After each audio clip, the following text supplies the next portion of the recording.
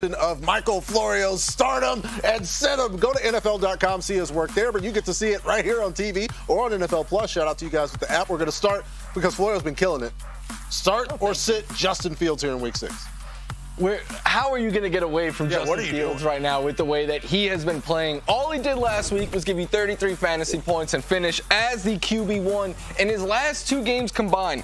He has thrown for 617 yards, 8 touchdowns, and scored 61 fantasy points. And if you're still not sold, the Vikings have allowed the 10th most yards, 5th most touchdowns, and they give up a bunch of points each week.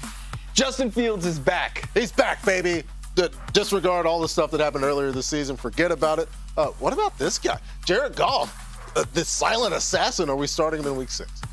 Jared Goff has been really good this year, but I think we're going to sit him in Week 6, partly because he's on the road. And normally I don't buy into home road splits, but with Jared Goff, they're quite jarring. 22 fantasy points per game at home since the start of last season, just 12 on the road, and he averages almost 2 more passing touchdowns per game at home. Plus, the Bucs have allowed an average of just 243 passing yards and 1 touchdown per game, and in their last 3, they have 10 sacks and 7 takeaways. I'll say it because Rank's not here. Jared Goff is an indoor cat. We'll leave Jared Goff and go to Joe Burrow. Are we starting him? He's back. The internet hated me this week because I said to take a wait-and-see approach with Joe Burrow. He looked like Joe Burrow again this week. That's all I wanted to see. We could go ahead and start him again. It wasn't just the fact that he threw for 317 and 3 or gave you over 23 fantasy points.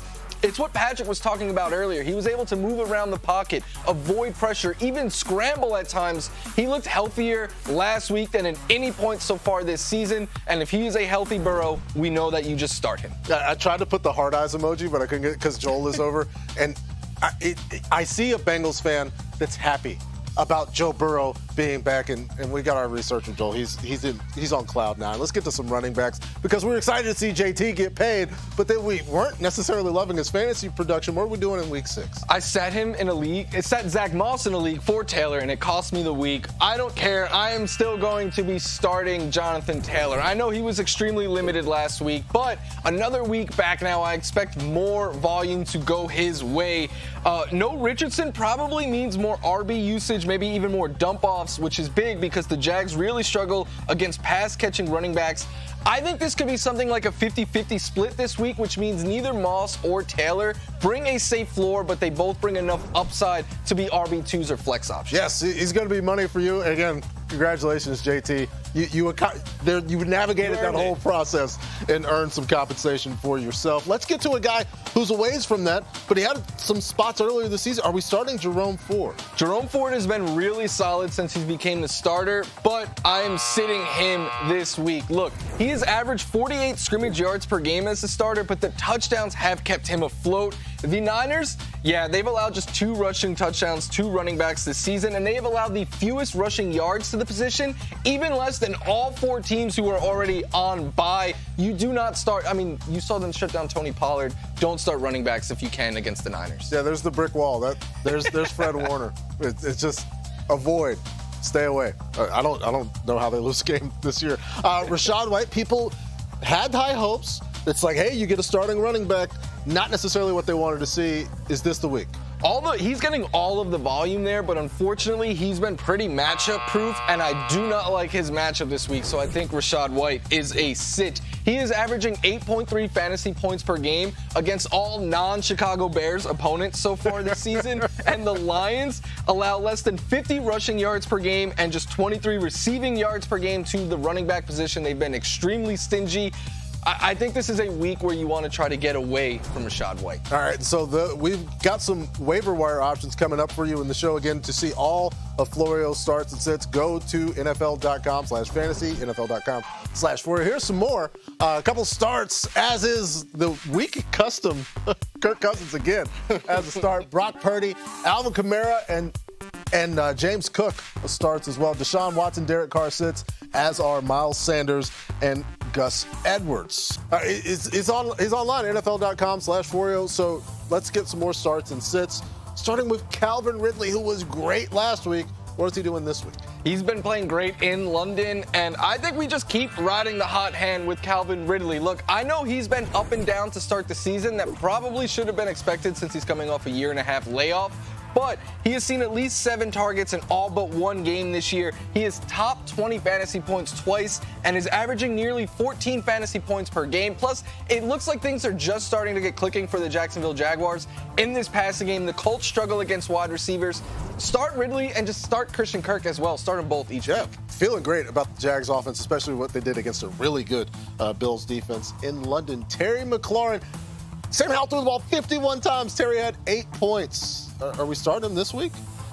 The only thing scary about Terry this year has been his fantasy output. And it's not his fault. Like you said, they threw the ball 51 times last week. They threw it to Terry 5 times. I don't understand the usage. He has more than 6 targets or 60 yards in just 1 game this season, and he does not have a red zone target.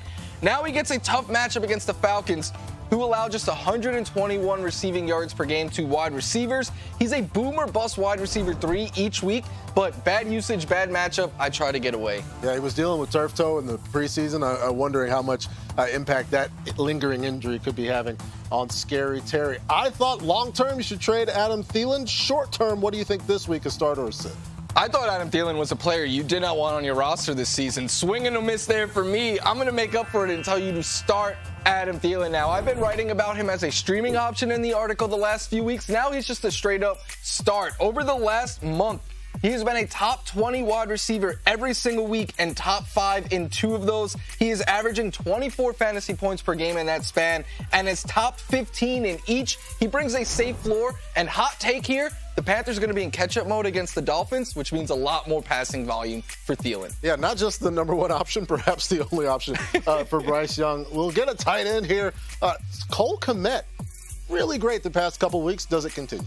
I had him as a sit last week. My bad. Let me right my wrongs this week and tell you to start Cole Kmet. Look, he has been playing great football as of late, and it's led to a lot of fantasy points. He had 15 fantasy points last week. That's after he just scored under 28 the week before. He is the number 2 target for Justin Fields there, and he is a favorite of him in the red zone. He is the most red zone targets there, and the Vikings allow the 2nd most red zone targets to tight ends. They give up a bunch of pass game yards, all of that. Start Cole Kmet. Yeah, again, as Florio said earlier today, a score fest. Get everybody involved in this game. One of those questions every week, do I start David Njoku? What's the answer this week? I drafted him in a whole bunch of leagues, and luckily I paired him with Sam Laporta, because I do not want to start David Njoku pretty much any week, but especially this week right now. I know he's coming off his best game of the season. That was without Deshaun Watson. We don't know if Watson will play or not this week, but he has not scored 7 fantasy points in a game with Watson. And then it's the 49ers.